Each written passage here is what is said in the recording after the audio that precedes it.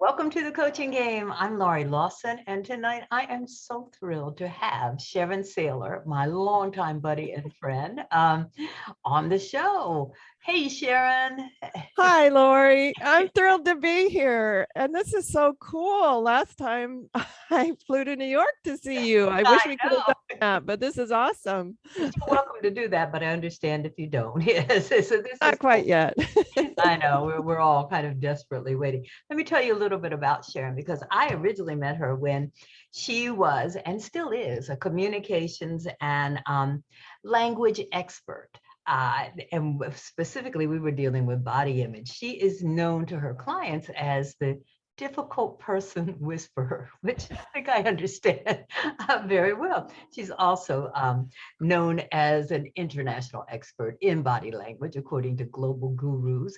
And she has books that are published in countries that she used to walk through airports and find out which country they were published in. How many countries now are your body? Seven. Seven? Okay.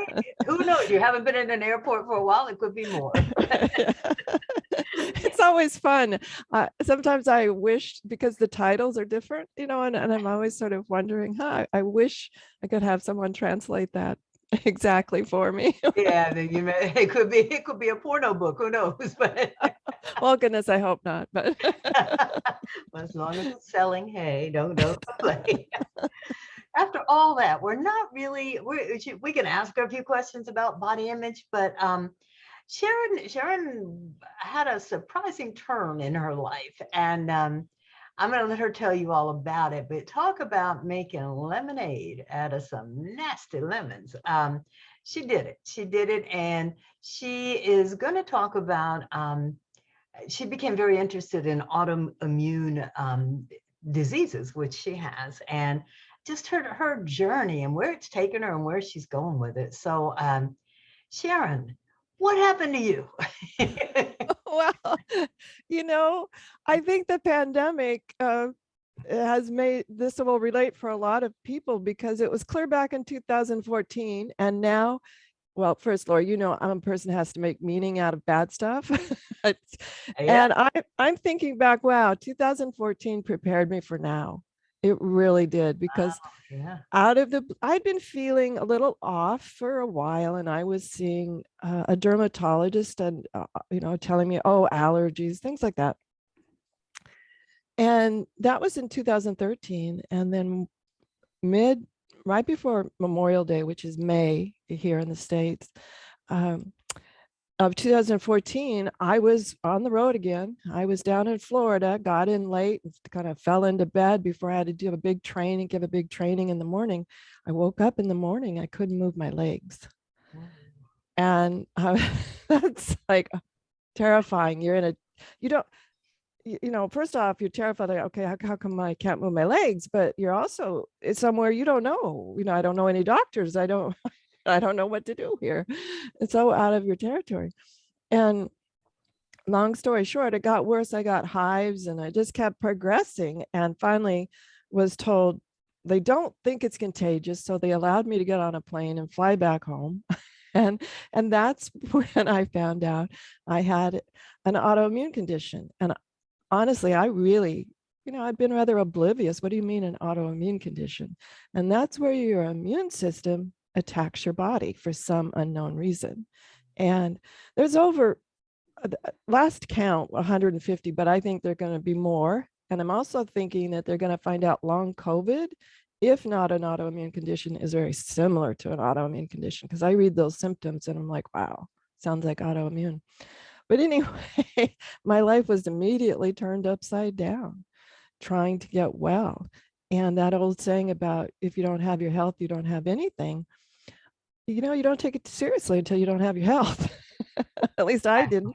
Exactly. And I thought I was eating well. I thought I was doing all this, but stress and other things. Grabbing a salad in an airport, by the way, I told myself it was healthy, but I've since found out not so much. So anyway, long story short, that was June of 2014. Then it took me about 3 months just to stabilize, to keep things from continuing to go downhill. And luckily, I met some amazing people that helped me on my journey. And I have met even more amazing people now that help me on my journey. Sometimes the first parts of the journey are a bit rocky. And I mean, I remember times, and we'll talk about this a little bit, because I think it's important to understand sometimes it's okay to fire medical professionals. And I was fired as a patient a couple of times, and that's okay. But through this process of about 6 months, I just like, there's got to be some purpose to this. This is just, wow, so out of left field. And everything that I was doing, a lot of times, like the couple of people that I ended up firing, and we actually fired one medical professional. I fired each other at the exact same time. Mutual firing, yes. Yes. And I think the frustrating part for me was, okay, with all my training in communication, all my trainings that I give on customer service, all of my background in body language, etc., I am so frustrated that I can't get certain medical professionals to listen to me and understand that sometimes, what you're saying is not going to work for me, and believe that that's going to happen. I mean, just sometimes getting well and wellness and health is not a one size fits all thing. And I think sometimes medical professionals don't understand that. But I would come home and I go, I cannot believe, I could not, with all my training, and my family's just like, well, do something, Sharon, do something. So I did. I started the Autoimmune Hour, and I decided I was going to interview all the top experts I could find. And that was great. And early on, I focused just on the physical healing part. Like, what is autoimmune? How do you heal from it? And all of that. But then as I began to explore, and I know you were along this journey with me, I began to understand there's a much more to wellness and being well than just the physical body, the mental, emotional, spiritual, social side of what is wellness and what is health. And so the Autoimmune Hour is morphed into talking about everything from past traumas, how is that affecting your current state of health, to stress, to work-life balance. It's interesting to me the way that I used to classify health and well-being, and not understanding here. I know that it's listened to worldwide, so I'll just say here in the States, it's probably this way in other places too, that most of the healthcare, or that I first began to understand, was not about healthcare. It wasn't about keeping my health well. It was about sort of disease control. It wasn't teaching me, what do I need to do to continue to optimize, continue to get well. It's like, here, take this pill and you'll be fine. Well, yeah, but what was the root cause? What got me here? So anyway, you can tell I could go on and on, Laurie. Symptom treating. No, that's what we're very good at, treating symptoms. But it's like, what causes symptoms? It's like, just take the pill. But you're right. So many of us think that popping a couple of vitamins, getting a salad in the airport, I've done my part. Well, I'll walk around the block a few times. I'm good. But I think what you did, and I remember when you were first going through this, and it's like, I don't know what this is, but you decided you were going to take a risk and check out nutrition. It's like, something's just not working in my body. And I'm saying, okay, I hope that works for you. But it did, right? And I mean, that was all a part of the journey. Let me just clarify for people, when you say the Autoimmune Hour, that is a super fantastic podcast that Sharon has. And I know you can find it on SharonSayler.com. Where else can they get it?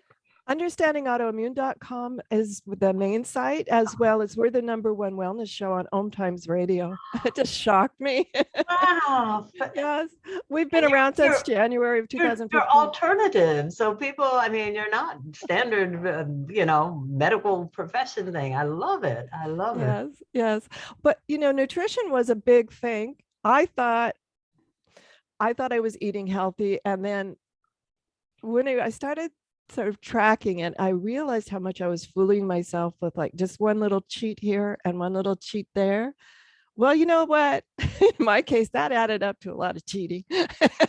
Like, I mean, I knew I shouldn't have that soda pop with my salad. And, maybe I shouldn't put all that dressing that's made with maybe, sort of not such quality ingredients in whatever. And it was really eye-opening, my journey into understanding nutrition, food, how it plays into it, and how here again, individualized it is. I began to understand that I had food sensitivities that other people don't have. And like a lot of people say, oh, I'm gluten-free or I'm dairy-free, egg-free, big nightshade-free, big number of things. But what if you've got one strange little thing like I'm allergic to parsley? How would Okay. you even find out? Yeah. Well, I did find out through the Autoimmune Hour. I interviewed lots of nutritionists and things like that, and found out the test to take, and found out that, and when that came back, I was like, are you kidding me? But I found out that caused major inflammation in my body. And the funny thing is, nobody I know rarely talks about inflammation. I think it's gaining ground now because a lot of people with long COVID, as they go through COVID, realize their bodies are pretty inflamed. So I think maybe the conversation's starting to change. But to me, when I learned how much your body is modulated by inflammation and nutrition, sleep hygiene, stress, all of these things play into it. It's not just, running around the block and getting some lactic acid from doing, running. And so that was a big surprise to me. So, yeah, I just find that for me, one of the ways that I love to share information, and I consider it sort of an extension of my coaching practice, is okay, if I'm learning this, maybe somebody else might want to know it. So I just decide to share it. Well, tell me, first of all, I love that you fired your doctor and that he fired you. I like that because We find each other at the same time. Fire me too. It's like, okay, if you're not taking this pill, I'm not going to treat you. It's like, okay, see ya. And that's how that works.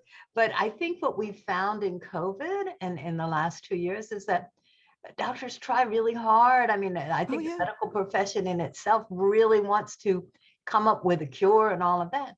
But there's a lot of testing and there's a lot of right and wrong. And that's, every time you get wrong, then you hopefully move to the right thing. But we found out that doctors are not infallible. It used to be whatever the doctor says, okay, I will do it. Not so much anymore. So good for you. You were way ahead of your time. And, well, not on purpose. That was out of sheer frustration. But I have to say, no, doctors saved my life. I'm not bashing doctors here. But I'm also saying that if you've got one that calls you little lady, it's time to leave. Okay.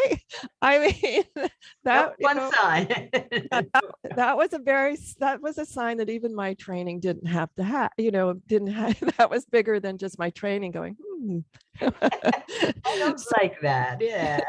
Right. Speak to me about the universality of autoimmune, because I can hear people saying, no, I don't have that. I'm glad she fixed it, but I don't have that. What is autoimmune? Something I can't say, obviously. But what is it? I mean, it's your immune system attacks it. But how often does that happen? Are you just this big rare case, or are there people out there? Yeah, really. You could be in the medical books and be a star. I'm not sure for that reason I'd want to be. But the interesting thing about autoimmune, first off, it's a big pond, shall I say, sort of like the word cancer, but then you go, there's breast cancer, lung cancer, and you're just going to go on and on. So autoimmune is similar to that. MS, ALS, lupus, Crohn's disease, Hashimoto's thyroiditis, mine is dermatomyositis. So it's a big bucket for lots of things where they really don't know what's happening, except your immune system is out of whack, okay? And B, then it's a matter of continuing to narrow down your symptoms. I realize that I've probably been on this road to the crash that happened in 14 for quite a while, but because I kept having, this sort of bizarre set of symptoms that no one could pin down, until finally I had a doctor explain to me that with an autoimmune condition, you can have some skin rashes, things that look like allergies, and you treat them as allergies, not autoimmune. But the interesting thing was, so imagine a baseline. So you've got, he drew this picture out that had about an inch between it. And he said, you can have all these symptoms sort of floating around in here. They could be mild headaches all the way to migraines, and, they can mask anything. And that's he said, not until, in my case, it was hives all over my body and my skin peeling off, was that you jump outside of this little norm of not feeling quite right. And then they could put the label dermatomyositis on it.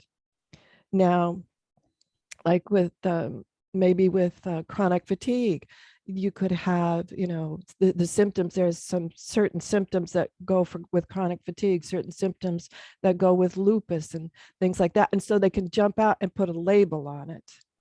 But my passion right now is, let's get you running on all thrusters before you jump out of that little segment, and they have to put a label on it. Let's fix it while we're still in this little tiny narrow road before we crash out of that little area.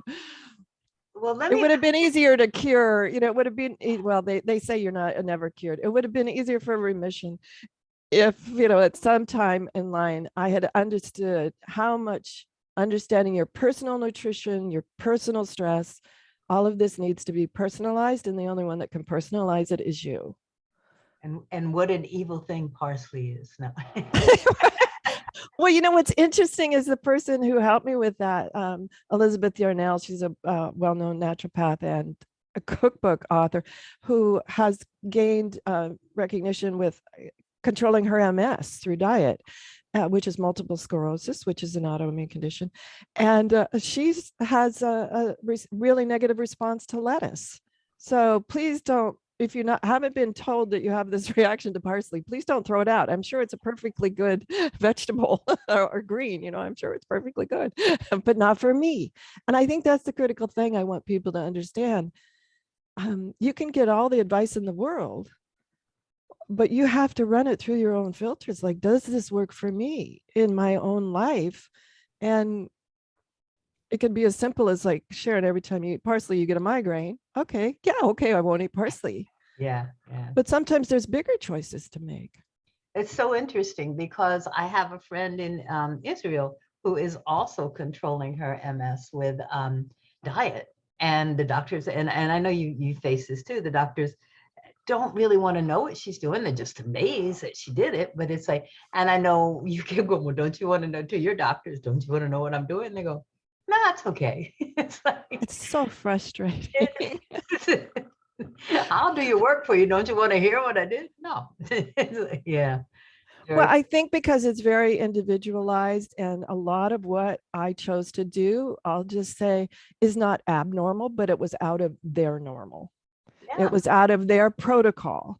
I chose to do a lot of things like meditation. I don't think that's radical, but I had a couple of medical professionals in my world who were like, whatever, kind of patronizing. Well, if it makes you feel better. And I was like, please, sort of that proverbial pat on the head from a distance, if it makes you feel better. So I think that's the key thing, is as you begin to take control.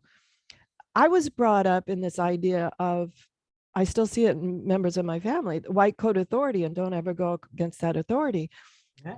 I wasn't going against them. It was just, hey, I'm finding taking some time out of my day, meditating, walking in nature, being really careful with the food I eat, making it clean, healthy, for me, avoiding parsley. None of it is radical. Yet many medical professionals like, wow, you know, you really recovered from this quickly. I didn't think it was all that quick. It took 3 years. But what was interesting on that, Laurie, For me, yeah, a funny side note on that. What was interesting for me was um, I remember telling the doctor they put me on heavy meds and all of this kinds of things, really bad side effects to where it became like choosing between side effects and symptoms, which I chose to do then. I said, hey, you know, this, not that, against some of their recommendations. And I said, I'm taking full responsibility. And that's what you have to do. You know, you can't hand it over to somebody else. And yet I remember I told one that I'm going to get off this medication in under 3 years. It was 3 years and 28 days that I got off of it. And I remember saying to her afterwards, she was like, you know, she's like, I never thought you'd do it. And I said, well, why didn't I just tell you I was going to get off of it in like 2 years or 1 year? I don't know. I don't know where that 3 years came from, but I was able to, you know, wean myself off of it. But it's all about getting the right medical team that will see you as a team member. well, you know what? Let's bring body image into this because I know that you're kind of passionate also about not letting your medical diagnosis be the image, your identity. So Yeah. talk to us about how did you? It's like, oh, as you're going to the doctor every day and you know learning new things. How did you make this into a cool identity? Because you now are a cool identity. Well, I didn't want autoimmune to define me. You know, when you first get the diagnosis, and it was horrific to look at me. I lost 60% of my skin. Imagine waking up every day looking like you have a sunburn, and people look at you. You didn't want to go out. And you know, it's really easy to fall into the trap where everybody's, oh, poor Sharon, poor Sharon. And pretty soon you're like, poor me, poor me. And I started to realize I don't want this to be my identity. Yes, it's something I have. And I love the story. I always talk about, you know, you can have cockroaches, but that doesn't mean you want them or you want to keep them. Yet doctors will say, you have XYZ, you have dermatomyositis. And all of a sudden, that can become who you are. You all of a sudden become a patient. What does that mean? What is, you know, what is all the unconscious making meaning of that? Well, goodness sakes, I didn't want to lose me. And when I realized I had started to become a patient, not Sharon, it was a long road back to understanding, not having that to be my identity. Yes. And I agree, I'm in remission and I had an autoimmune condition that I've been able to control very, very well. But so many people get caught up in this idea of, oh, I still, you know, this is still who I am. And I always encourage them to move beyond that. What else are you? You know, what else? What else do you bring? Make meaning of this label that you have and not have it be who you are, but make it have meaning to the world. And gosh, you've certainly done that with the Autoimmune Hour, and you have some really interesting people on. So, Sharon, what should we do? Because well, as you were talking, let me tell you the good that you're doing in the world.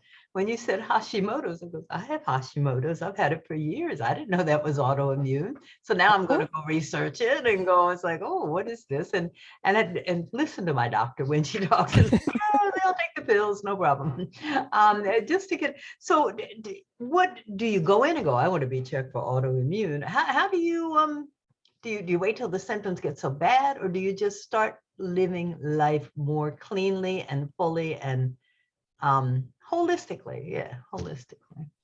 Well, that's such a hard question to answer. It depends on where you are and how big of the scale of your symptoms are, really. Yeah. But if you think, like, I've got all these strange symptoms, definitely find a doctor who will listen to you and say, keep a journal of them. I know that sounds really weird, but it wasn't until I started keeping a journal of a lot of the symptoms that I could see the patterns that certain foods caused my body to hurt in the morning, or you know, things that were chemicals that I was exposed to. Some of them was just the fragrance of my laundry detergent used to set off a response in my body.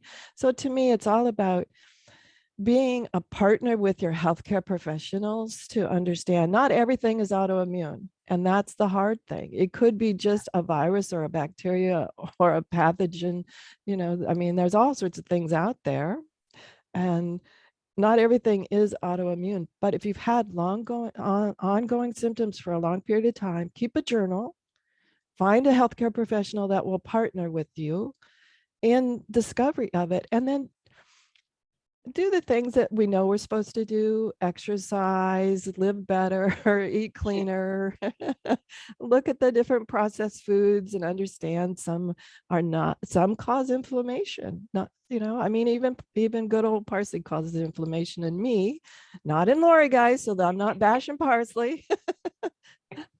But, just do your research. There's a lot of research out there nowadays. And also find a great coach and explore, just ways to be held accountable to living better. Yeah, yeah. And it's funny because in today's time, it's like you cough and you go, oh my God, I think I have COVID, or if somebody else is coughs and it's like, no, it's okay. Let me put my mask on. I think caution, I think probably what we're both saying is listen to your body. It's your body has sending messages right and left, so listen to them. And, if you feel, do your research, of course, do your research. But then after you do that, go check it out with a professional. And I love what you said. Don't be afraid to shop around for a good medical team, not just a medical person. Put them all together, because you never know who's gonna, be having that one little piece that's gonna make sense to you. So we've got absolutely. like 90 seconds left. What do we need to know? We need to know how to get in touch with you. We certainly, and again, tell us how to get in touch with your podcast, because as you can see, Sharon is just a wealth of wisdom and she shares it so beautifully. Oh, thank you, my dear. It's been lovely. It's understandingautoimmune.com. You can also find that on Facebook, Understanding Autoimmune, or the Autoimmune Hour. You can look for either of those. And a new show drops every Friday night at 7 p.m. on Home Times Radio. And my big advice right now is trust yourself and keep notes. I know that sounds boring and all of that, but you'd be surprised at the patterns you can find that will help your healthcare team. And yes, you do need a team. No one knows it all.